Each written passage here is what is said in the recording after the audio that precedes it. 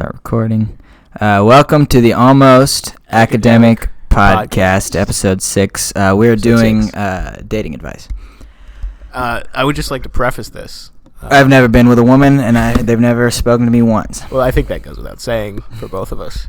But what I'd really like to say is that your co-host has just come off of he was presenting at a very notable symposium on the involuntary celibates and how empathy should be.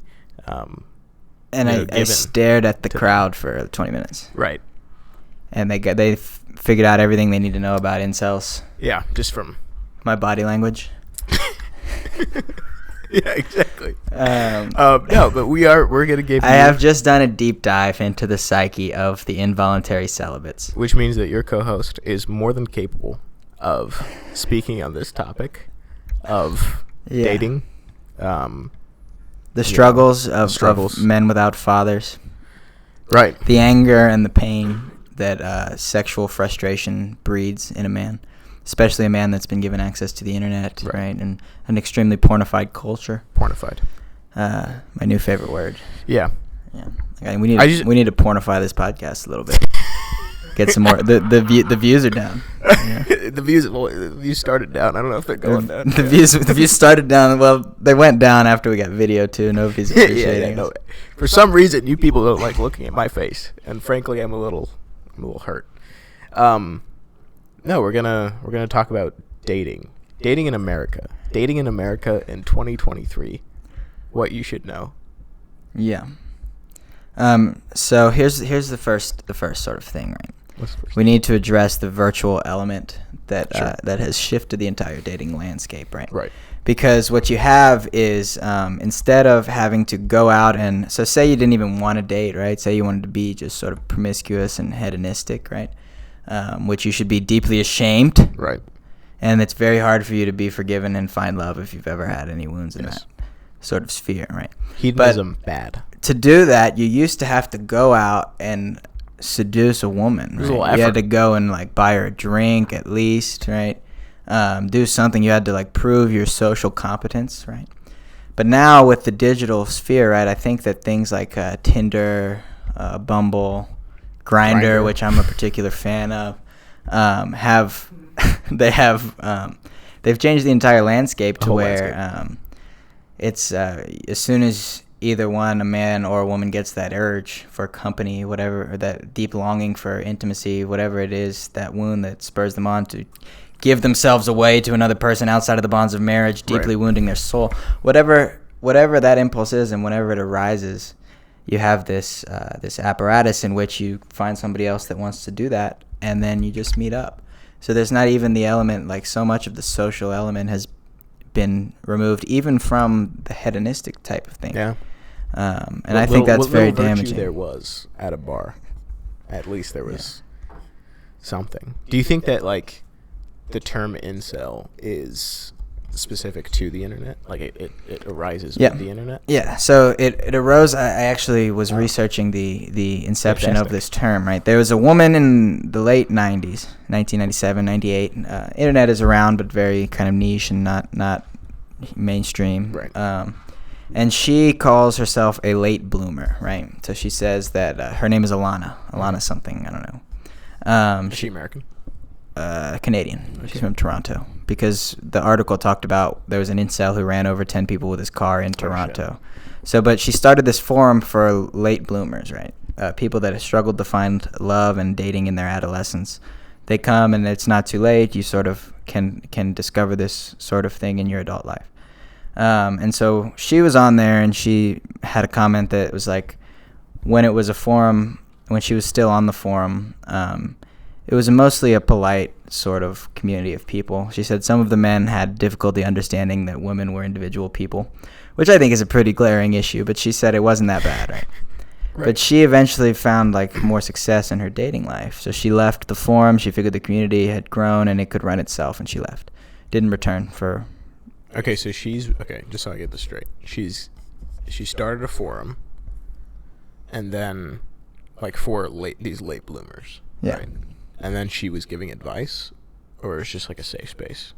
Just a safe space. Okay. But then she found love, so she had no use for the forum anymore, and she left. She was like suffering from it and wanted to find like-minded people. Okay.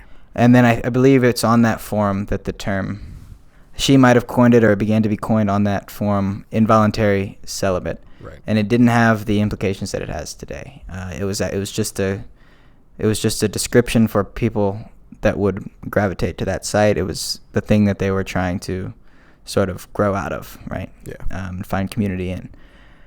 Fast forward, you give that forum like 20 years to roost and do all Fester. the things. Yeah, fester.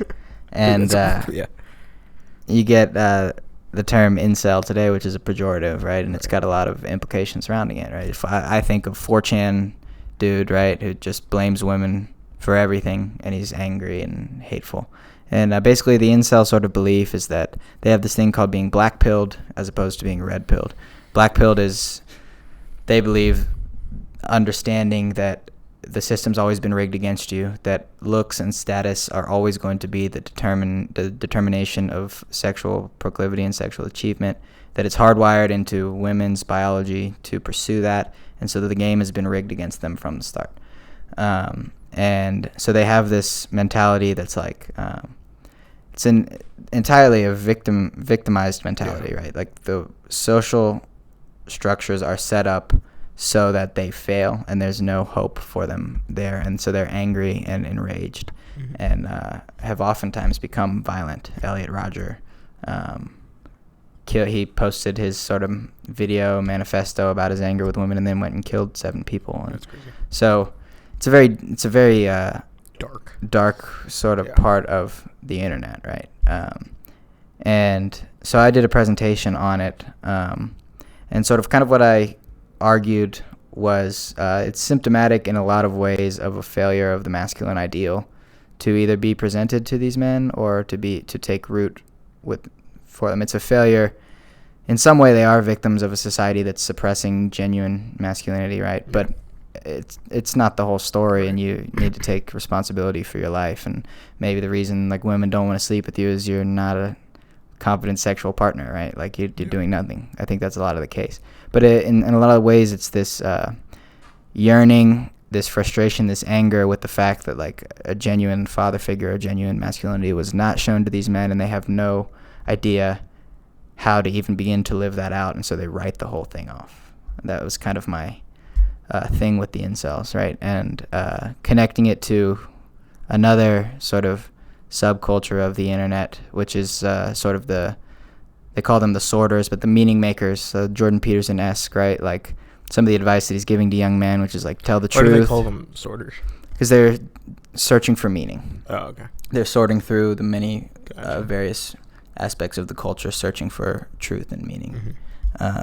So they're taking this landscape that's complicated and frustrating to them, because the argument I made was that these two groups of people are a lot of times dealing with the same frustration and the same insecurity, which is this cultural landscape that's intimidating and that they can't seem to find affluency within, right? They seem to struggle, right? Whether the incels only use the metric of sexual achievement, which I say is a failure, but some inability to sort of navigate the social structures around them. And so they sort, like the sorters make a different sort of approach because they turn the lens on themselves in some way. And they're like, maybe the reason this is such an intimidating and paralyzing force is something that I could change and I could fix. And so telling the truth, taking responsibility, all of those things. So I was saying that, like, because it was a project to bridge the differences between two sort of mimetic tribes or subcultures of the internet. And I said, like, the incels could learn a lot from the sorters. And I think you find that people have called Jordan Peterson the king of the incels or whatever. And he's, like, taking it because he's like, if these are sort of lonely and isolated men, and you're teaching them to sort of... Right. And then suddenly, like, this masculine father figure just, like, explodes into their lives via the only medium that they have, basically. Like, through the internet.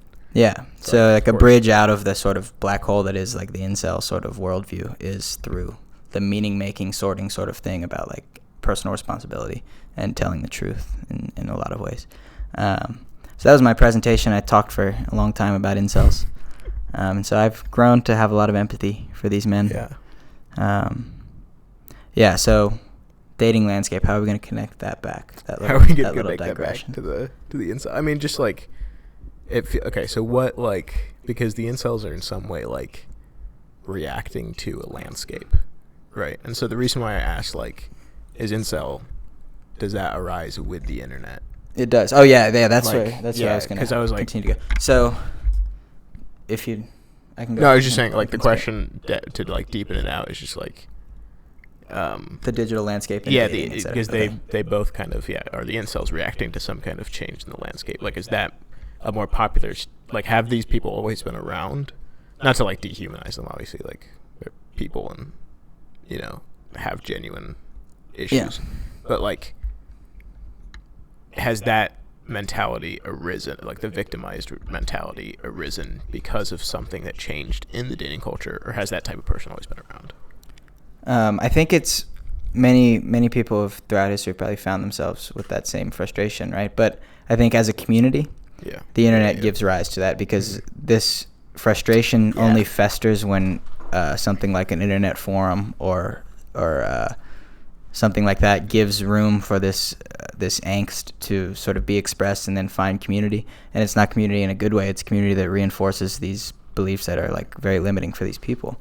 But so the internet gives rise to that, because think about, like, the symptoms of, like, an incel, right? It's like a lack of sociability. You're not going to go out, right? And, like, you're petrified of something like that. It's a community that can only be found online. Like, on the internet. Yeah, and so the digital space gave rise for, like, people that would probably remain isolated and either have to figure it out or just suck for them, right? Like, it gave them the ability to find community and then continue to fester in this sort of toxic mentality. So it gives rise. That's part of the reason the internet gives rise to it.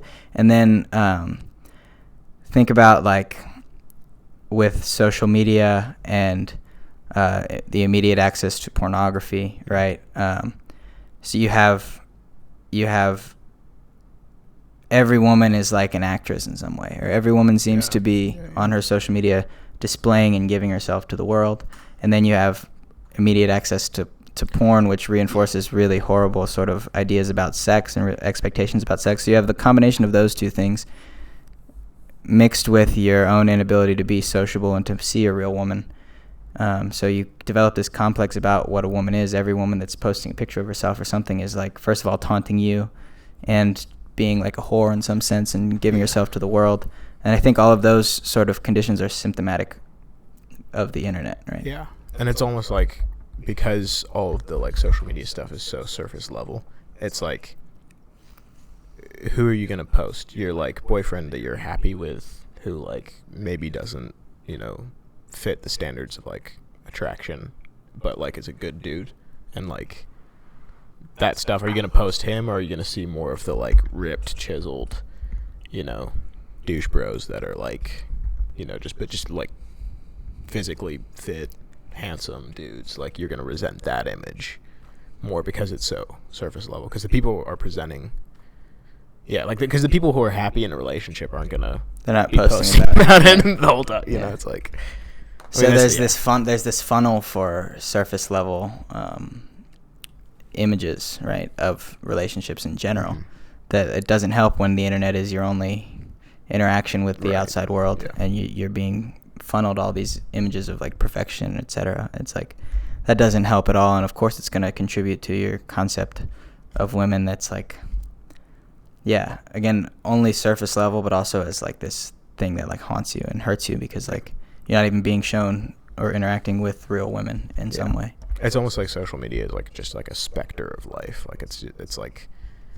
it's this ghastly, ghostly, like, shadow that, like, presents, I mean, just like a see-through life that causes these, like, violent spirals when you witness just the good parts.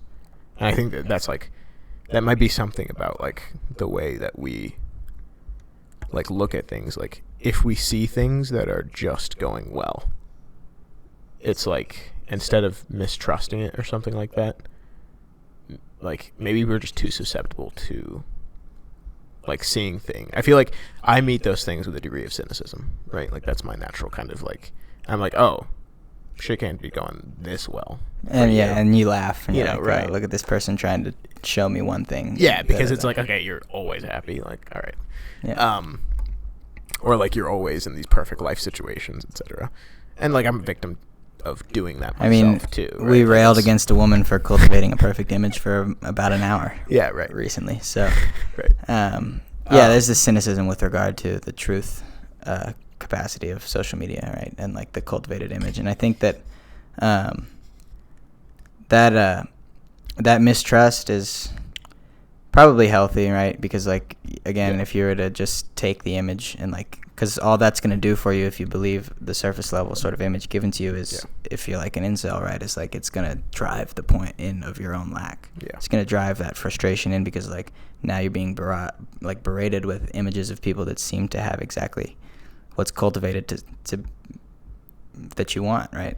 But maybe that's just like a product of like life experience then. Like if you experience life as just kind of like bland, kind of consistent, just kind of gray, like not great but not bad, not horrible either. Like you're not experiencing grave tragedies or like you haven't had to work through like serious tribulations and stuff like that. Then like I feel like you're susceptible to viewing somebody's like looking through somebody's rose tinted glasses and thinking that that's a possibility, you know? Like it's like because your life is just gray, you don't have it great, you don't have it super bad, or you've never gone through those struggles. It's like you're gonna think that's a reality that like somebody could have, and like that breeds. Yeah, it's kind of what going back to last episode, it's just like when you're just living mediocrity, like how hard is it to protect yourself against those false images of happiness, you know? That's all I have to say. Beautiful. I want to figure out a way, because we were going to talk about dating advice. Right. Advice. So first of all, stay off of Tinder, Bumble, etc. Stay off of 4chan. Women aren't out to hurt you. Right. You should talk to one. Sometimes they hurt you, and it hurts. Sometimes they are, but it's like, what are you gonna do? Sometimes you hurt them too. So right, and it's also like just the culture of Tinder and Bumble and stuff like that. It's like the women on there, the men on there aren't like looking for serious relationships. And I think like serious relationships have come from those apps maybe, but like show me one, bro. Right. I mean, yeah. Maybe Christian Mingle. Right. CatholicMatch.com. Yeah. This episode's sponsor. All 4 people. Yeah. Now a word from our sponsor, Catholic Match. Catholic Match. After our fucking incel rant, they're gonna love this. Right, exactly. Yeah. Go ahead. I was just gonna say, stay off of those apps. Like you were saying, it's Don't shallow. It's very shallow, and nobody's there to like search for anything deeper, right? And in general, sort of tame your sexual desire. Yeah. It's the prerequisite for any real spiritual growth, I think.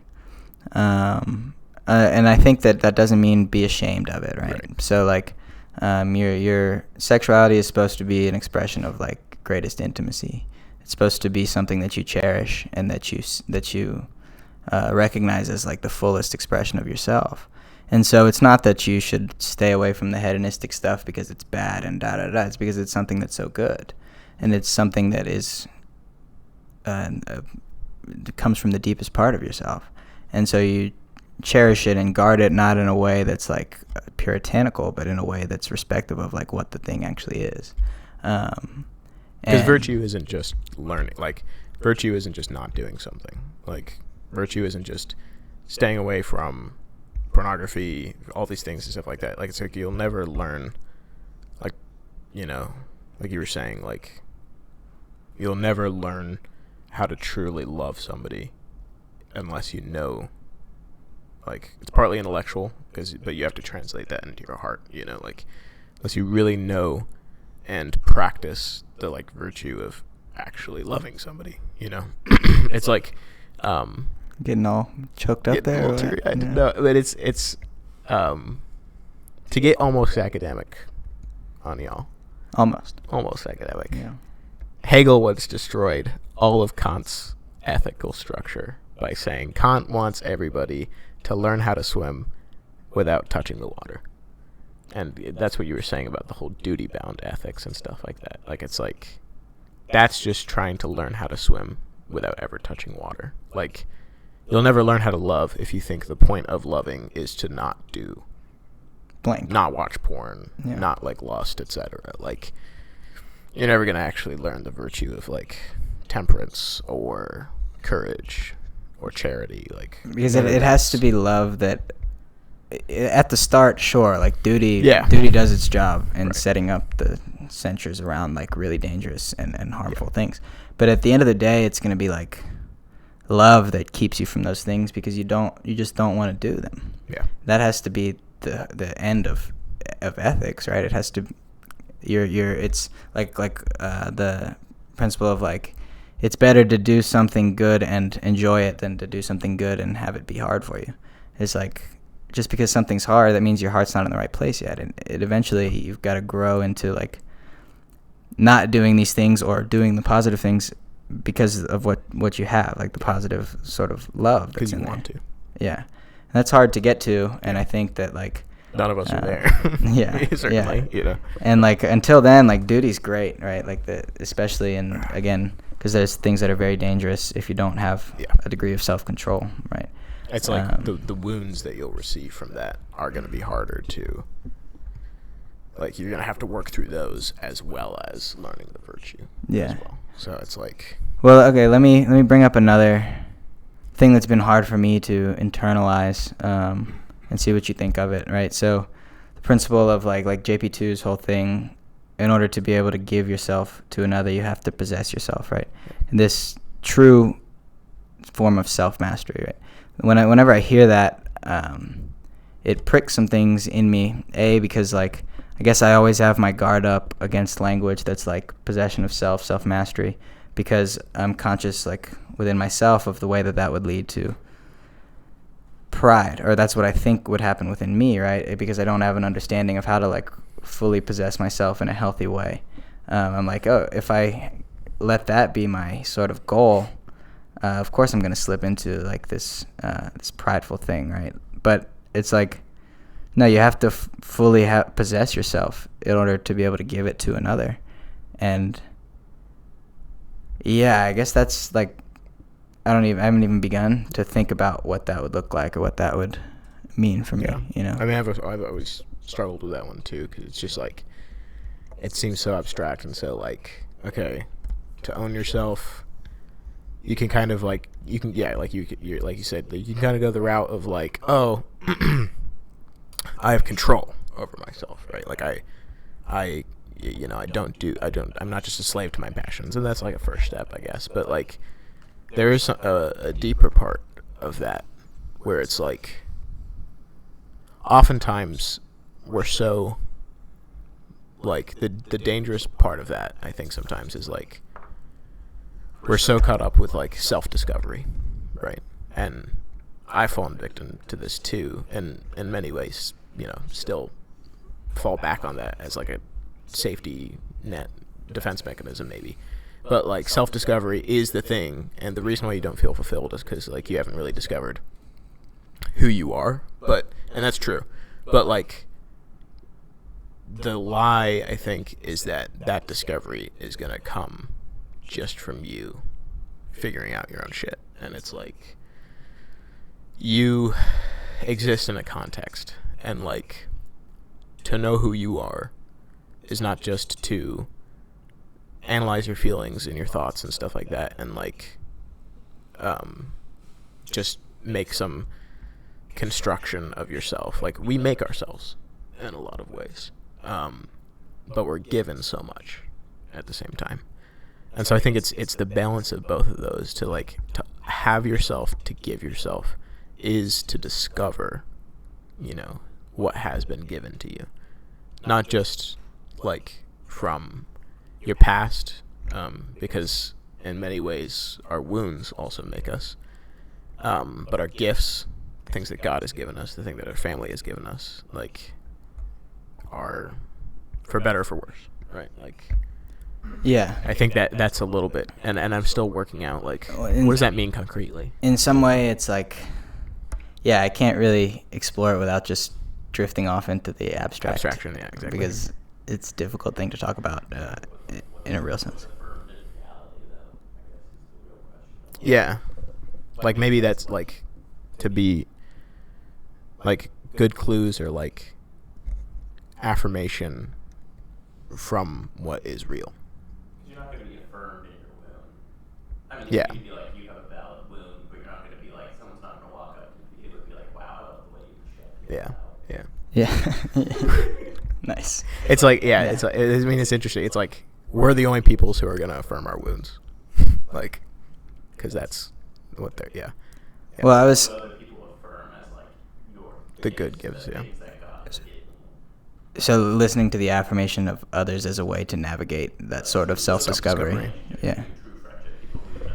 You have to let people know you so they can, in some way, help you discover yourself. And that, yeah, so yeah, maybe, so it's like, yeah, it's almost paradoxical in a way, because it's like, concretely, how the discovering oneself to give oneself starts from a prior gift, or maybe a prior disposition of reception, like a prior, like, I'm open to receiving from others what is good about myself, which the first step in that is not hating yourself. Yeah. Right? Like, that's the Well, hardest. I was gonna say, like, there's some part of it that's like consent to, like, self-discovery, self-possession is like consent to what's been given to you by God, right? Like, Yeah. consent to yourself and your, like, inmost being, right? It's like self-possession to possess and have yourself comes when you consent to the you that God created and that He's trying to reveal to you in many ways. Like, and so it's not this grasping of yourself and, like, controlling, like you said. It's in a lot of ways it's allowing yourself to be shown who you are and then consenting to it through, like, prayer and through others, like you said, like the two pass out. Because it's like, okay, you want to possess yourself in order to give yourself in a gift of love to God and others, but it's actually like God and others who have to, like, help you get to that Show you the way, initial yeah. place. Yeah, because it's like, I what keeps coming into my mind is, like, finding your place, right? Like, there's a whole structure and a whole, like, world, cosmos, hierarchy, whatever. All those words. All those words. Yeah. There's that. And it's like finding your place, almost like the first step is to be docile to, like, where are the gaps, and what am I being told is, like, where am I being told to go into those gaps? Like, yeah, like, obviously, like, it's not just gaps. There could be people doing the same things as you, and, like, that's the discovery of, yeah, who you are, and being brave in that too. Like, I feel like there's such a fear of, like, well, that's not what I want to do. It's not what you don't want to do. It's what you're afraid to do. You know, like, I feel like that's true about some things.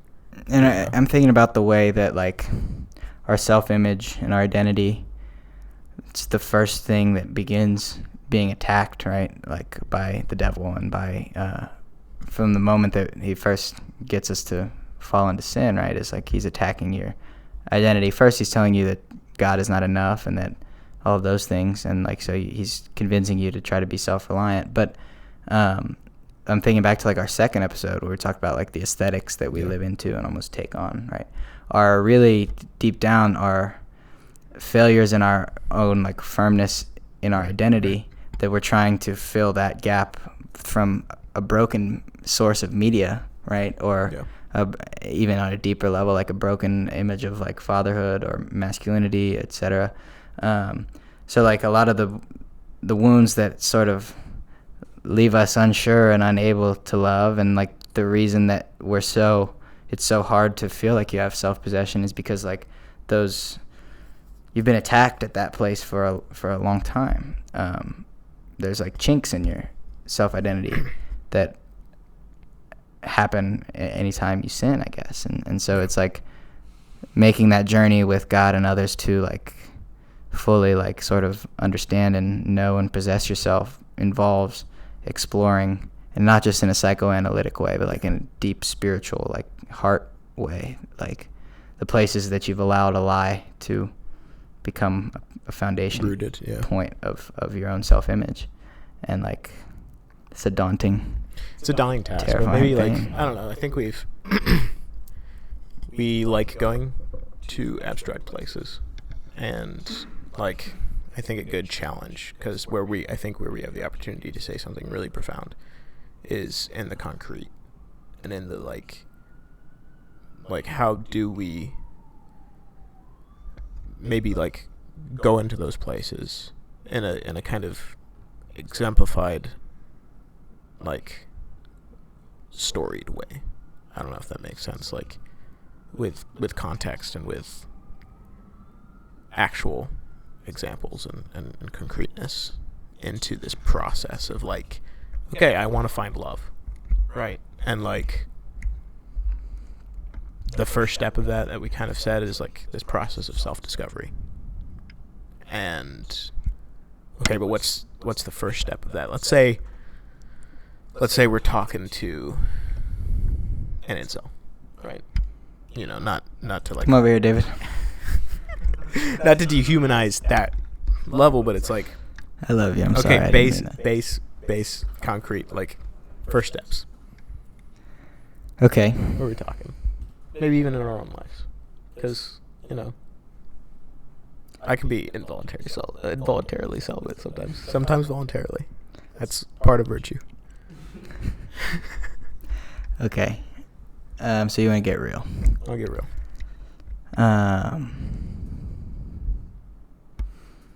Self-discovery. Voluntary celibacy. That's a great and admirable thing. It is. Hope you know that, Anthony. Yeah. Okay. We're talking to an incel, or am I talking to myself? You give me incel, I'm just going to abstract myself away. Exactly. Okay.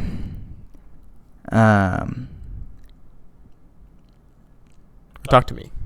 You know. Let's.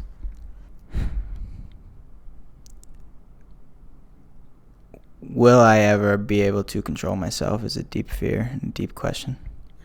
That stunts me from even pursuing love, I think, is a fear of my own capacity for sin and lies and all of those things. Yeah. I mean, that's been a thing that's in my identity at a deep place, is as somebody who in a lot of ways doesn't have that control and has hurt people through that lack of control, like recognizing I'm responsible, but will I ever have a level of like mortification of my own sort of passions and impulses to where I can be able to freely like give myself to another, and what's going to work to do that, right? And why hasn't it worked yet, I guess. It's like that's a deep level question that probably is the source of a lot of my doubt and fear with regard to love, you know? Yeah.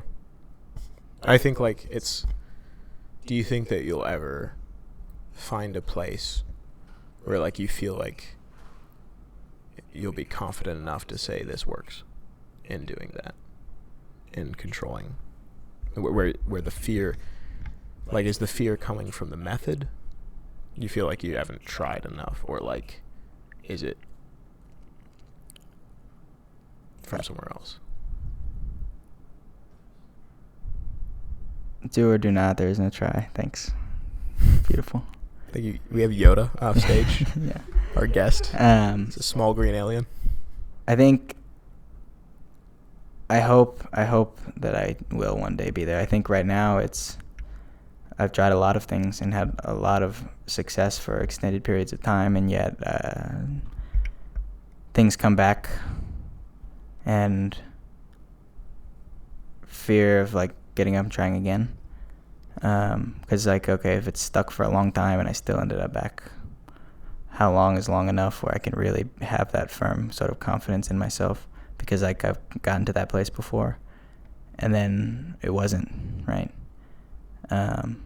So like doubt about any stability, even if I've been good on a lot of things for a long time, there's always a lingering doubt in my mind that's like, the moment something fractures in this thing that's been built up for you, which you'll be right back. So like, yeah, doubt about stability of any change I may even be able to make. Yeah. But where's that, like, because doubt is like like the answer to doubt is like a trust, right? And it's like you said, like, oh, I haven't like found the thing that like has like helped me in that, or I'm like still searching for that thing that will like help me to stop. Well, I know, I mean, it's consistent prayer is the thing, right? And like intimacy with God, and like a deep part of me knows that like there's no doing any of this if I'm not intimate with him. And I think probably the failure in trust is in just not trusting him, right? It's like lies about myself that are like, this is what you are and this is what you'll always be, and almost like it's such that even God, I guess, can't is the lie, right? And I don't intellectually believe that, but I think someplace in my heart is like, you're so like broken that, you know, you pray all you want and be good all you want, it's going to keep coming back up. So it's there. I mean, that's what the failure is a failure of trust. And I think like a lot of the things we've been talking about, like a return to that original like innocence, that inner child, that me that's not cynical and abstracting everything away into either humor or something academic to hide myself from actually interacting with things. That part of me that actually like genuinely desires and believes and has ambition that's healthy for holiness or for anything else, is I lock that away behind cynicism, because like it hurts a lot more to fail when you've really tried, and I've consistently failed when I've really tried, and I don't want that. Hurts a lot more than just like being in a rut, right? Even though it's more fruitful too. So it's like this lack of, I mean, it's a lack of trust in God at the end of the day, and a lack of that hope. It's a failure of hope, because like hope just says you like get up again and again and again, and that's that animating force that keeps you moving forward, hopefully to charity, right? Like from faith through hope to charity to real love. So I think it's there, probably, and that's like extends outward into every aspect, right? Like the woman thing, the substances thing, the just the general sort of disposition and outlook on life thing, you know. What breaks first when you notice that? Like, what's the first thing before the main thing happens that you notice starts? I get comfortable and I stop praying, and then I get drunk, and then I get tired and frustrated, and I don't go back to prayer, and then it's however long of a fucking bender I want to be on until God grabs me by the fucking balls and pulls me back again, right? Like, I mean, that's the pattern, yeah, for sure. And it's weird to like know that and then also like still do it, just to not act on it, right? Well, it's like, okay, then what's like, yeah, like what breaks the pattern then? Because I go through those similar things. Like you reach the top of like comfort. And like I'm a very anxious person. I tend towards like anxiety, right? So it's like, for me, the anxiety that comes from being like shitty is curable with like the sacraments, right? Like that's how like my anxiety views it, right? Like, okay, I did a shitty thing, I'm in sin, I can go to confession, receive forgiveness, and that's how my anxiety works. But when I'm in the state of grace, or like when I'm in that good place, like that's when I get comfortable, because of the fact that, like, if I don't, my anxiety leads me to this place of, like, hyper scrutiny, where I'm, like, accusing myself of things that, like, that, you know, aren't really that bad. Or maybe, like, yeah, they have a negative quality to it, obviously, but it's scrupulous, right? Like, it's a spiritual OCD, you know, because of this anxiety, right? And so it's like, and I think it's like, so you tend towards comfort to try to medicate your scrupulosity, but then comfort is the thing that leads you back again. Yeah. And it's like, how do I guess, like, how do I really find the place of hope where it's like, I want confidence in some way. Like, I want confidence in knowing that, like, I am with Christ and I walk with him every day. I want that confidence, but at the same time, not presuming that, like, I'm just this, like, I'm comfortable in that, like, the presumption starts to come up where you're just like, okay, I'm doing things, I don't have to grow any further. And I mean, that's the lie, right? That, like we were talking about, you know, last episode, like, the mediocrity is the lie, that, like, all I'm called to is just, like, this point of not sinning.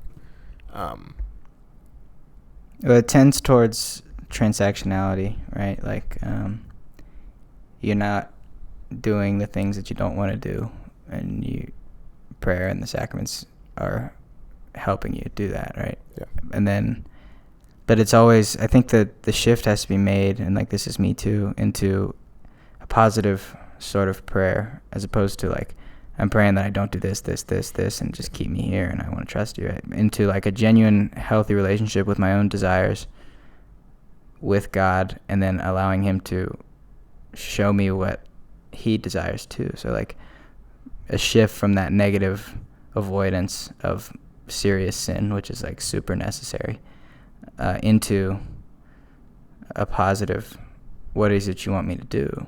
Yeah. And here's maybe what I'm thinking I want to do, and let me not hide from that, but, like, talk about it with him. And then it eventually culminates, right, in, like, mission in other people. I think that's where my prayer life stagnates in comfort. We were talking about this the other day, like, when comfort is always going to be the end of a negative sort of avoidant prayer life. You're going to get comfortable and you're going to go back, unless it moves out of that negative focus on what you ought to be avoiding yourself into some positive mission, that positive sort of others, like, focus on others. That's where it's supposed to lead you to. So, like, of course, the overflowing comfort part, and failure are going to be the culmination if you never actually, like, come outside of yourself in a real way. So I think that's, like, the shift to be made, probably. I just have 2 questions. What are the top 3 lies that you tell yourself? And then what do you do when you're afraid of something small, like little fears, like before you get to those big ones? What are the top 3 lies you tell yourself, and what do you do with little fears before the big ones? What do you mean, the little fears, like fears or hesitations, even, like, someone texted me, this causes me either anxiety or fear. Okay, but it's not, like, you're not going full in to, like, but it's kind of starting, it's, yeah. Throughout your day, like, your hesitations, the little subconscious things you've told yourself, like, you know, not texting back, not being there for people, whatever it is, and whatever underneath that thing. And what are those lies that you tell yourself, and then what do you do with the little fears? I guess. Okay. Yeah. Probably lie-wise. This is just how you are, is the big one, related to any consistent struggle that hasn't been, like, rooted out entirely. Is, like, in some ways it becomes when it's a gentle voice in my head, it's kind of like, what did you expect? You haven't been talking to me. This, you know, like, come back. So there's a gentle, but then a lot of times it's like, there's just, you know, this is what it is, dude. Like, it's almost vicious and like poking at me, like, what did you expect? But in a yeah. And so there's that, and then it's not gonna last, right? So like I don't even allow myself to rest in the peace and joy of of being in a healthy state. That lie there is like, well, it's not gonna last. Enjoy it while it's here. You're good right now, but everything's set up for it to be this way. When things get tough, you're not gonna last. So that's another lie. And then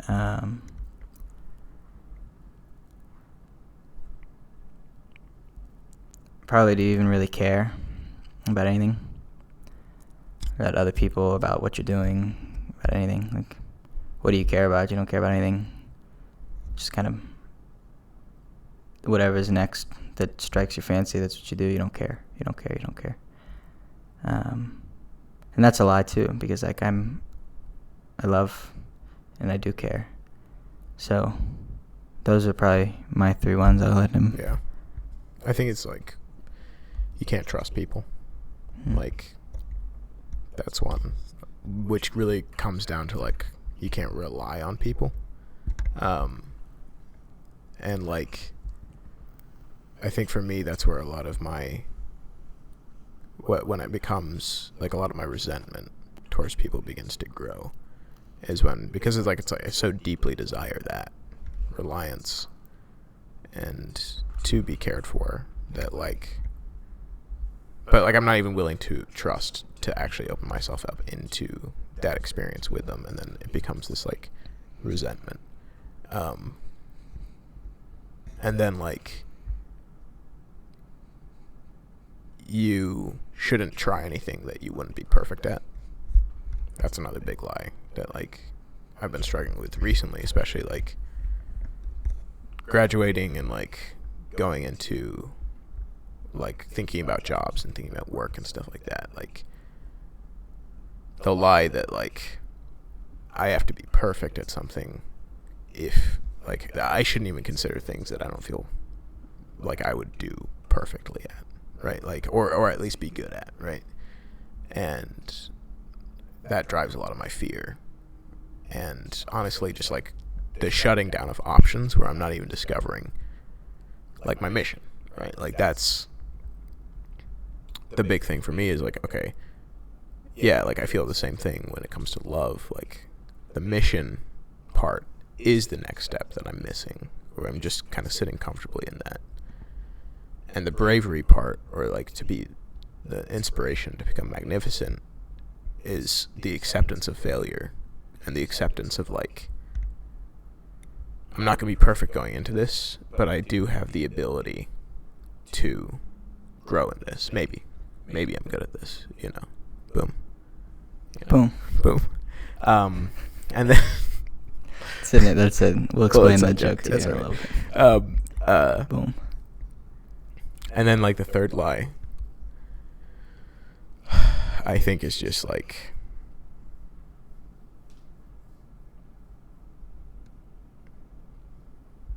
I mean, this is, yeah, you can fill the empty space.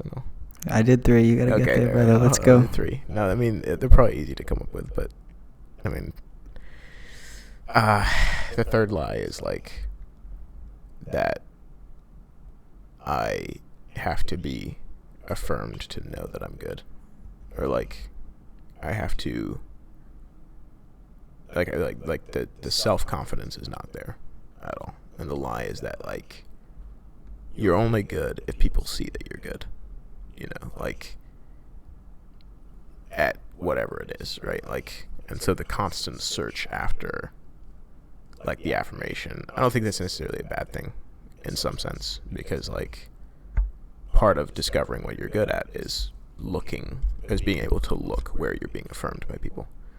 But I think it's crippling when it comes to like wanting to go to those places where like you're not even called to, or like wanting to be just like good at everything, or wanting to be affirmed in places where I shouldn't even want to be affirmed in, you know, like, I don't know, just like thinking vulnerably, like, I would like to be or I want to be affirmed in, like, maybe like being a good kisser or something like that, right? Like, it's silly or I could whatever. affirm you there. Right. No, like, it's silly, but it's like, it's vulnerable, and it's like, that's a genuine thought that I've had, and it's just like the lie is just like, dude, you don't need to get a sample size for that, you know? Yeah. Like, Yeah. yeah. Have you ever thought of using the lies you tell, finding the truth in the lie you tell yourself, and using that to tell yourself, you know? Have you ever thought, I don't know if they can hear you, I'm going to repeat. Have you ever thought of finding the truth in the lie you tell yourself and using that to propel yourself beyond the lie? We did a lot of that on a silent retreat that I went on. That was a big part of the sort of dealio, right? Was that there's some seed of truth embedded in the lie that that's told, because it couldn't have any reality if that wasn't the case, right? So what is that truth? And then, like, healing that wound that the lies like wrought by, like, actually, like, exploring that truth and, like, living into that truth that you were yearning for. Well, it's kind of like that, but more in the sense of, like, I can't trust people. That might be a fact. Right. But I'm going to acknowledge I can't trust people, and then go be an insane person and do it anyway. Not like in a self-destructive way, but in a way that's like, God never said I wasn't going to get hurt for my vulnerability, or that opening myself up wasn't going to hurt. But doing it anyway.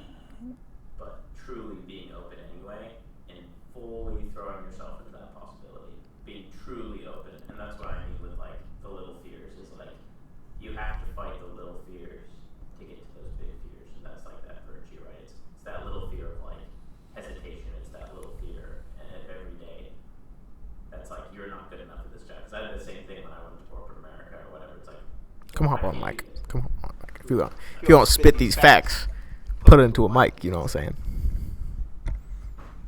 You sit here. I'm gonna go let. All right. Well, Yeah, I'm gonna just come co-op this for a second. yeah, for sure. But it's coming into a world of fear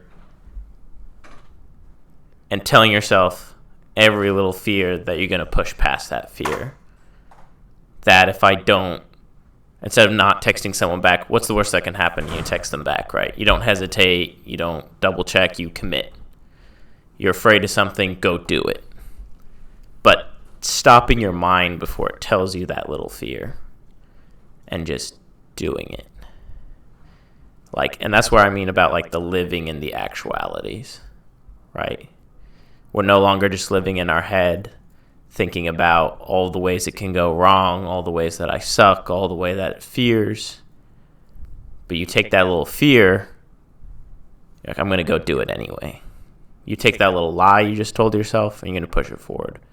The last kind of big moment in my life, before the end of, like, my last relationship and before I decided to discern the Dominicans, was I was feeling awful about myself. I was kneeling in a chapel, and I was just, I had a great experience earlier, like a year before, but this was like the last one that was just like, looking at my hands, I feel like the crappiest boyfriend in the world.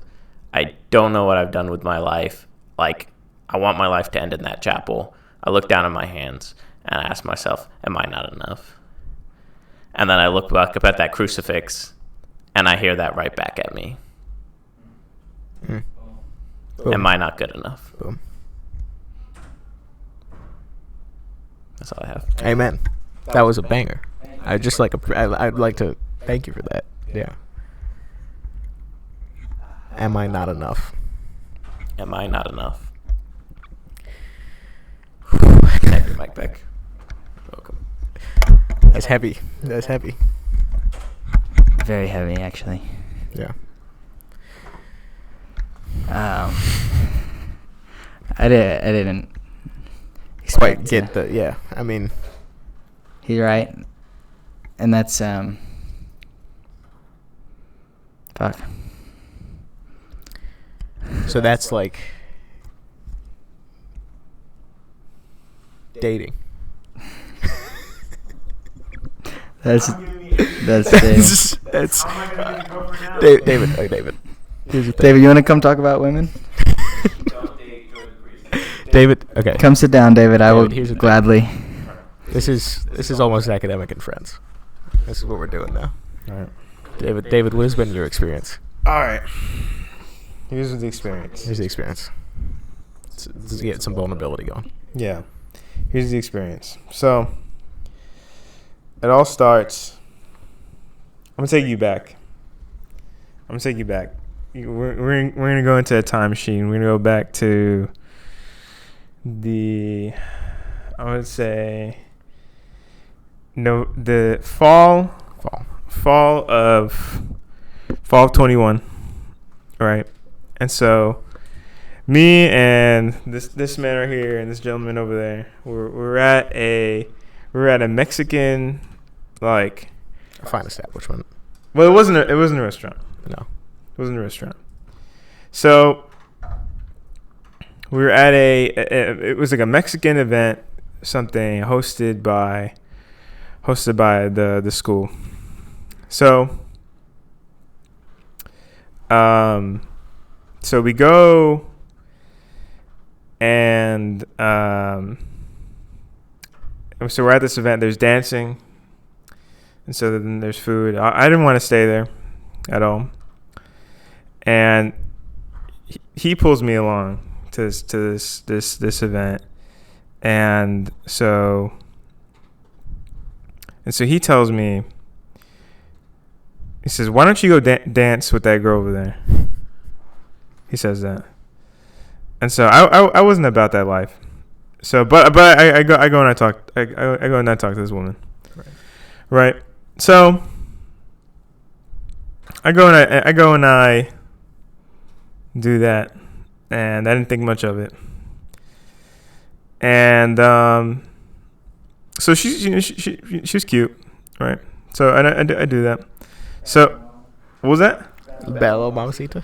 I guess so. Sure. Well, she wasn't Mexican anyway. So Take a point down. So a few months later, I don't have the slightest thought about this woman, and so eventually I talked to her again, and so I talked to her, and things start to rev up a little bit over the progression of the time. So I do this, and so like there's this kind of progression in terms of like there's like, you know, there's like a validation of each other, and like there's like You like her, she likes you. right, and that's you know that's a nice thing, right? It's a nice kind of like exciting kind of period, and so you know, and I so it's like, you know, I like that, you know, and you kind of get this confidence in yourself, right, to where it's like, oh, like, you know, this is nice, this person likes me, and like there's something about myself that this person likes, and I can have that confidence in myself, right? So, you know, it for whatever reasons it doesn't work out, right? So that happens, and like it you know, I'm just like you know, and that didn't end because of like you know, about things about with myself. It just there was just a mutual like parting of ways, and yeah, but like ever since that, I was just like, you know, what is it about me, like, that that's like not good enough, or it's like what is it about me that's like I can't, you know, I can't attract women or something like that. And you know, so like I've went off to like pursue other relationships like a billion times, and like, you know, I've tried like forcing things to work with people, and like and it's like this like abusive cycle with myself where like so I'll like barely know this person, but like I'll start to already think like, oh, like I want to get back into that like stage where like I felt affirmed, or like I want to be affirmed by this person. And you feel like that's what you're like searching for? Yeah, that's what I'm searching for. It's like, I want to be affirmed by someone, but it's like, it's like,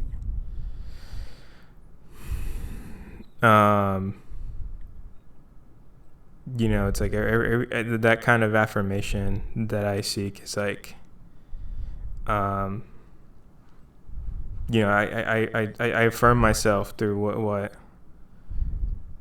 through like it's like that relationship that I have with God. That's kind of what and so it's interesting because like I'll read like some of the Psalms, and like I'll read some of the like those like it's like some of those like, how do you say it? Like that kind of dialogue that David has with God, or it's like that relationship, and it's also just like when I like read script, like that was one of the things one of my spiritual directors told me. He's like, just read scripture, because like you discover like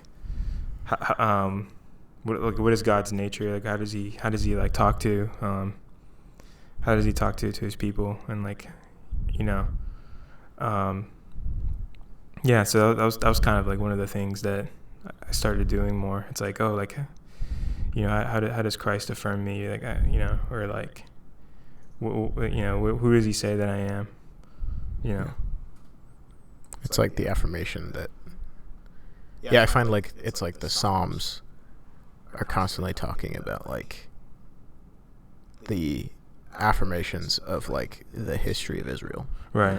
It's like, you who have made us pass dry shod through the Red Sea, etc. Like that like recollection of like the history. So it's like, do you think that like what are the lies in that search through the affirmation of like obviously that feels really good, right? The affirmation of like from another person who's like right there, right? It's like you can read the Psalms, but sometimes the lie is like, this is some far off thing that like doesn't affirm me in the moment, and like is right here, like touch that I can feel. No, so I guess it's like also what I want to say as well is like, obviously like I don't want to be some like oh, like scripture's gonna fix stuff, right? No, I'm saying what's the lie at the heart of that? What's the what? What's like the lie at the heart of that search for like?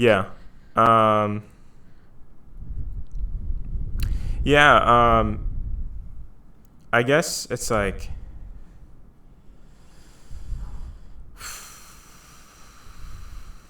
I mean, like part of it's like, oh yeah, like the kind of the biggest one is like, what you have isn't good.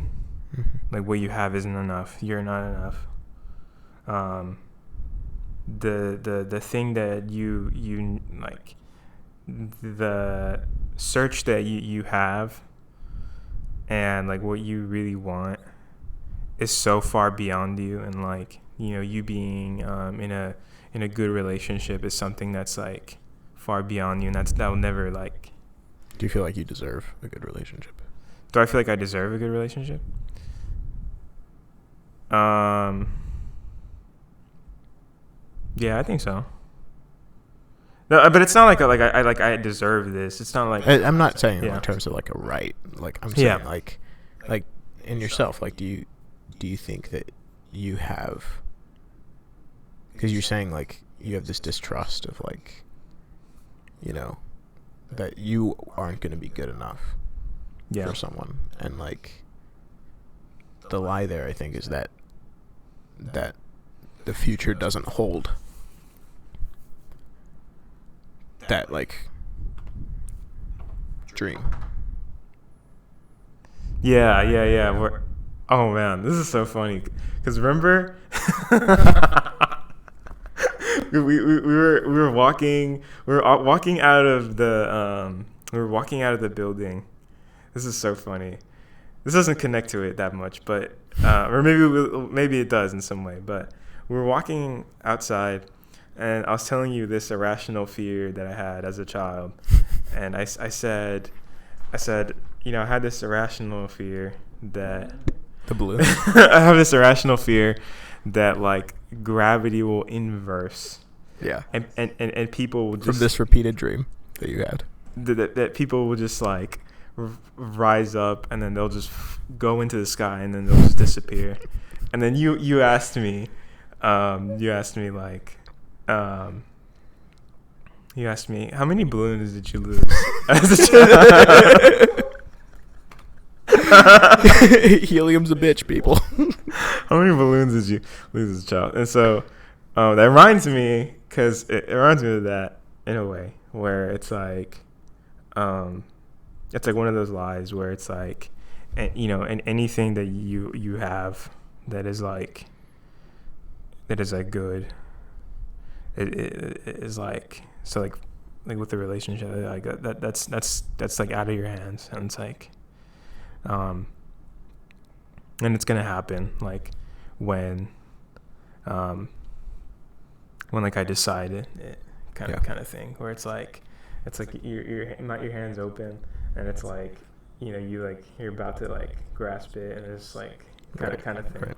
You know, that's kind of like one of those like that's one of those images I also have in my head where it's like, yeah, that's another kind of one. But maybe it's like Yeah. the teasing thing is like the grasping, right? Like, because somebody, like a priest once said, like, you can only ever receive with an open palm. You know? Yeah, And like what we see as like teasing yeah, of God trying is just like our trying to grasp and control the love of another person. yeah, And like we'll never actually be able to receive that love into our own heart. I mean, this is something I struggle with. Yeah. Is like we'll never be able to receive unless we accept the fact that it's not something we can control or grasp. yeah, It's only ever something that we can receive into the palm of our hand. You know. yeah. And it goes into that. But where we it's- think right. about it like teasing, right? Like it's like our perception sometimes is just like, oh, God just keeps on putting it in like a little tea bag, Right. dipping it in, dipping it, taking it out. Right, so it's like that. It's like that need that I have to like force and like control these things, and like try to like, you know, like make these things happen, right? And it's like that. But then and it's like that. It's like mine that need that I have to like control things, or like to like, you know, like. Set the best odds possible. Yeah. You know, and then it's like I do all of that, and it doesn't work because like you can't force something like that to happen, and like manipulate the other person into like doing those things. Because that's what it'll turn into. Right, and then it's like, and then at the end of that, it's like oh, like why do you do this to me, God, or something like that, right? You know. Because it's a lesson of love. Yeah.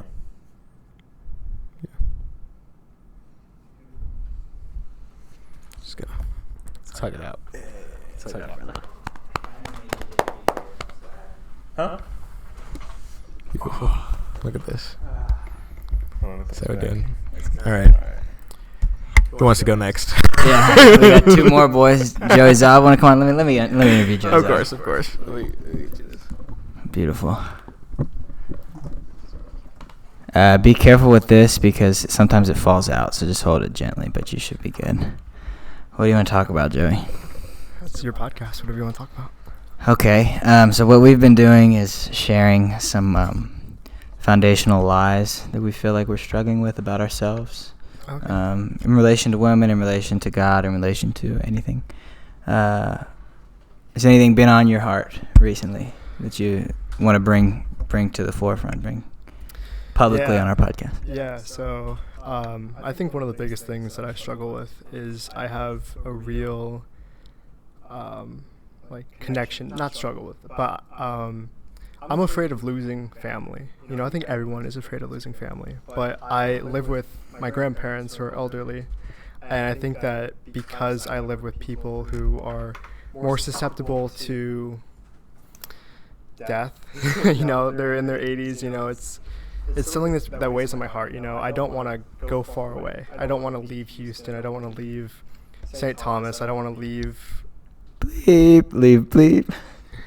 It's on all of our shirts. Never mind. Oh, sorry. Oh. I'm sorry. I didn't. Keep going. I'm sorry. I didn't mean to interrupt you. I didn't mean to name the school. St. Thomas, University of St. Thomas in the Montrose area of Houston. But, you know, that's, I think, one of the reasons why I chose to go to school close to home is because I was afraid that if I leave far away, you know, something could happen. And, you know, I get really anxious about so many things in this world. I get anxious about what am I going to do in the morning? What am I going to eat? How am I going to go to this class? Whatever. And I think that I need to start relying more on God and his plan for my life and his plan for my grandparents' lives and for the rest of my family. Because the more that I put God in control, the more that I say, this is up to you, God. You know, my anger, my worries, my doubts, I shouldn't hold on to that because this is your plan. I think the more that I focus on that, the more I can, you know, let go of those anxieties about, going somewhere else for an extended period of time, moving on, doing something better with my life, you know. It's just one of those things that I think I struggle with for sure. So you just trust in the overall sort of God's provident hand in all the aspects of life that you worry about. All aspects of life. Because, like, no matter how much I trust in God, I still have that earthly desire of I want to be in control of my life. Welcome to the club, brother. Right, you know. Yeah. And that's the hard part is that I don't even take Uber a lot of times because I want to be in control of my life. You know, like, you don't trust those Indian men to drive you safely around? Do you also find that God and Uber No, what I mean is, like, if I want to go to the airport, I want to drive myself to the airport, you know? Yeah. And, you know, it's like, I have that problem. It's like, I want my life to be my life, and that's a problem. You know, a control thing, yeah. A control thing. I think I have OCD about what I want with my life. Sure, yeah. That comparison. God and Uber, yeah. But I think that's definitely the thing I struggle with the most with my life right now, for sure. Thank you for sharing, Joey. Absolutely. We're happy to have you on. Always a pleasure to be on this podcast. Our little fucking El Chapo's not getting out of it, brother. Come on. Thank you. Thank you, Joey. Beautiful. I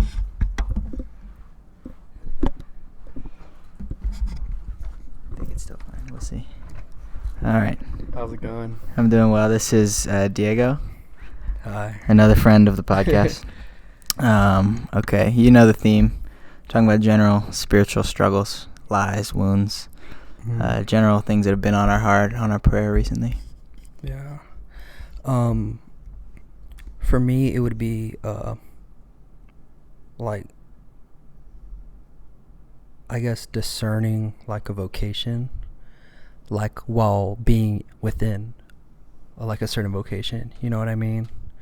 Like, this past year, just, you know, being able to altar serve and being able to go to mass frequently has really, like, allowed me to, like, appreciate, you know, my faith and being able to grow in holiness every single day. And with that comes, you know, the unraveling of, you know, the priesthood and religious life and things like that. And so, you know, when you start to integrate that, you know, you start, I guess, wondering, you know, what would it be like, you know, if I was a Catholic priest, you know, what if I, you know, entered a religious order, things like that. But I'm in a relationship, as you may know. Yeah, don't let her watch this. Yeah, it's yeah. Yeah, it's a struggle. It's a genuine struggle. Yeah, no, it is, you know, because, you know, I always say, you know, there's something about, you know, being at the altar, being, you know, with Christ, and, you know, you could always, you know, live out the vocation that you're living, you know, get married, have a family, and still have, you know, a Christ-centered life, you know, raising your family in the Catholic Church, things like that. But actually, you know, being, you know, married to the church itself through I guess the sacramental holy orders. So you're weighing the big things. Yeah. You're weighing the big things recently. Like, exactly. You know, especially, you know, with summer coming up and things like that. Very nice. Well, I think you would make a great husband, great father, and a great priest, whatever you want to do. Appreciate it. Whatever the Thank you. Lord's calling you. Thank You'd be you. a snare for all of the women at your parish. Certainly. Yeah. Yeah. Or Diego, here's what you can do. You can get married, right?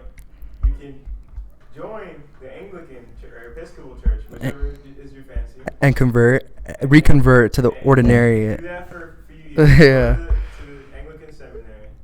Then you join the ordinary. So there's a way you Very can have nice. both of the David Yeah. Trinity. Is the devil on your shoulder here? Yes. Yeah. All right. Well, thank you for sharing that with Thank us. you. Yeah. We're happy to have all of our friends make appearances. Yeah. Thank you. Yes. Yes. Very nice. You look nice today as well. So does Joey Zob. Both of you gentlemen. That's all right. You You zobbed out? zobbed out. At the airport? Okay. Beautiful. This is, all of our friends. Yeah, pretty much. Yeah. There's a couple more, I guess. I don't know. Where we started with what we thought was going to be dating advice Yeah. has turned into a vulnerable, Trust experiential. fraternity first, brethren. yeah. The best place you can learn how to love is the people who you're already loving. Yeah. That's Amen. it. Boom. Amen. Boom. Boom, boom. It's Boom. not. It's a scary world out there, and it's full of lies and fears. But it's all working out for us. Yes. And it's sometimes even the bad things are working out for us. So Yeah. We're working. God's working. we're working. God's working. Stay prayed up. Stay prayed up, gentlemen. Gracias a Dios. Gracias a Dios. Thank y'all for watching. Thank you for watching. We'll see you on the next one. Love y'all. Beautiful, beautiful, beautiful.